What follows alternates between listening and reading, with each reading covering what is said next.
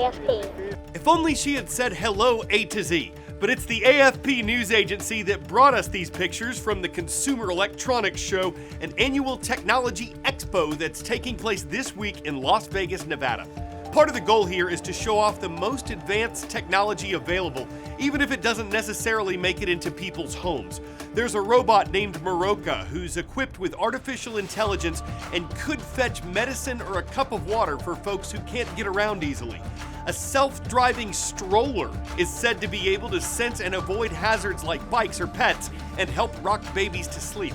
What looked like sunglasses could make it seem like you're watching a giant screen. What looks like a hairband reportedly monitors brain signals and plays music in an effort to help you sleep. Not everything here is practical or affordable for everyone who might be interested, but if inventions like these draw investors, drum up interest, and become distributed far and wide, consumer electronics can extend their reach wherever there's an outlet.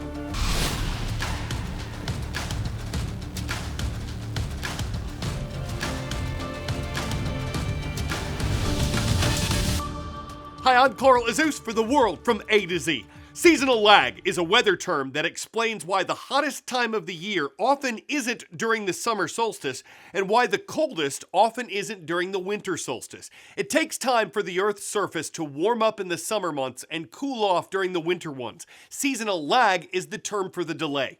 That's part of the reason why even though the winter solstice is in December in the Northern Hemisphere, January is often the coldest month in many parts of it. The U.S. has just weathered a major winter storm. In the Midwest, the central states, and the Northeast, it looked like this as a cold front pushing a line of storms blasted its way through on Monday and Tuesday. In the Southeast, where temperatures were too warm for snow, it was heavy rain, damaging wind, and the threat of tornadoes stretching from Florida to parts of Virginia. Thousands of flights were delayed or canceled along the East Coast on Tuesday. And looking ahead, it appears another system is on the way. Washington State was under a winter storm alert as we produced this show. That could signal another wave of cold air and dangerous weather making its way from west to east across the United States.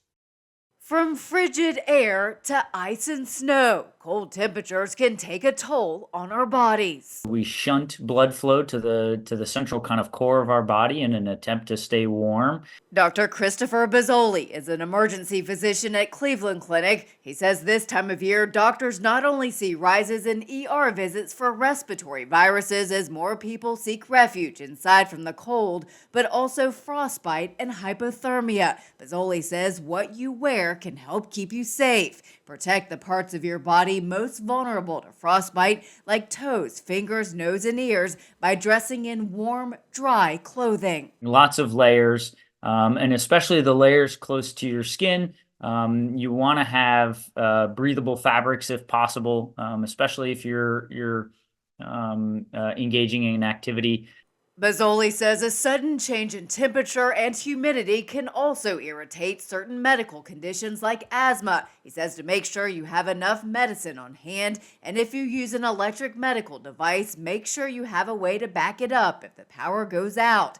He says to also be aware of how you heat your home. We don't want to run any engine-operated equipment or gas or propane-powered heating devices indoors because of the risk of carbon monoxide. For Health Minute, I'm Mandy Gaither. It's been said the United States has the most violent weather on the planet between hurricanes, blizzards, and tornadoes.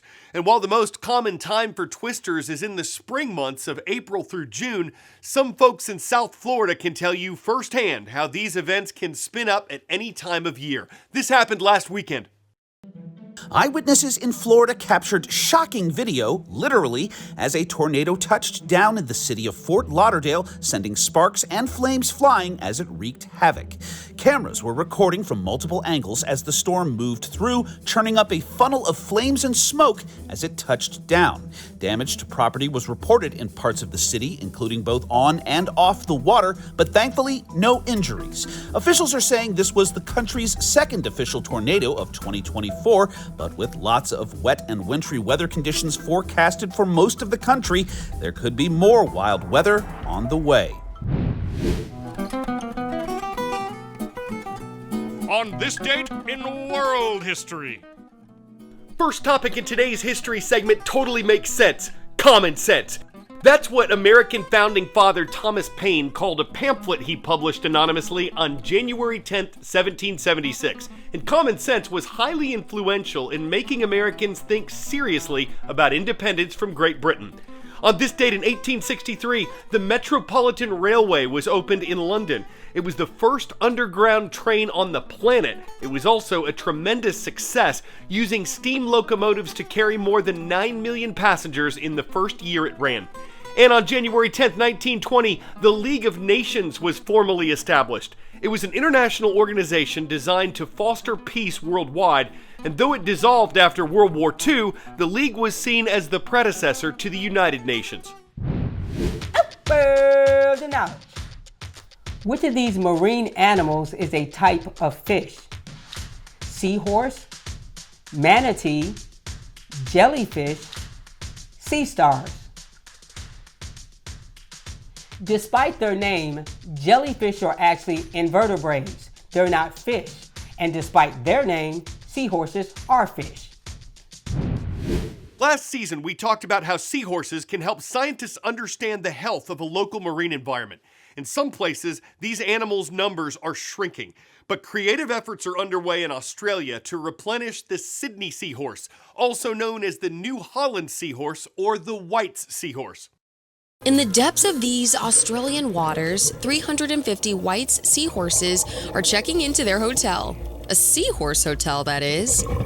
The accommodations are thanks to the Sydney Seahorse Project. We've seen dramatic population losses, which means that we need to act now in order to help these guys persist into the future. Seahorses live among seagrasses and soft corals, but due to loss of habitat in Australia, the White's seahorse is classified as endangered. Research shows that their numbers in Sydney Harbour have decreased by 50%. Overall, on the New South Wales North Coast, they've dropped by 95%.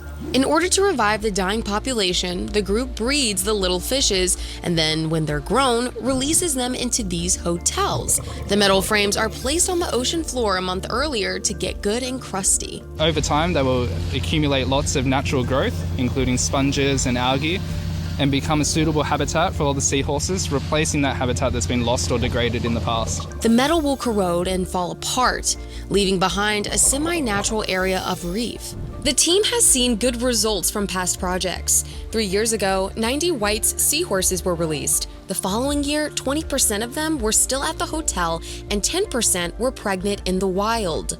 The group plans to keep a close eye on this batch because they know the public is also paying attention. Seahorses are quite often considered a flagship species for conservation, and it contributes to the conservation of their habitats and many other organisms. Not to be confused with the capital of Russia, Moscow is a city in the U.S. state of Idaho. And Mr. Albrecht's class is there. Hope everyone is having an amazing day at Moscow Middle School in the Gem State. From there, we're moving east to the Green Mountain State. Miss Lanfear's class is online today at St. Albans Town Educational Center. It's in St. Albans, Vermont. Finally, it's a vehicle that's probably not aerodynamic enough to get you to 60 miles per hour anytime soon, but you could say it's truly a meal on wheels. This is the famous Oscar Mayer Wienermobile, and because someone's got to drive it, the company is hiring. 12 people who will be called hot doggers are wanted to spend a year behind the wheel of the Wienermobile. They'll each get paid $35,000 and receive an allowance of $150 a week. They'll also get health benefits, free hotel stays, 18 days off, and plenty of travel, driving the meat wagon around 20 states. It's hard to say if it's a resume builder, but many never saw such a hot car before, and there may be a slaw of reasons why some would barbecue up and relish the chance to catch up and warm up their chili buns in one cheesy vehicle that's baking its way on onion and sauerkraut of cities nationwide. It's a ride that truly cuts the mustard, y'all. I'm Carl Azus. A hot dog is a sandwich, and we'll serve up more news and puns tomorrow on The World from A to Z.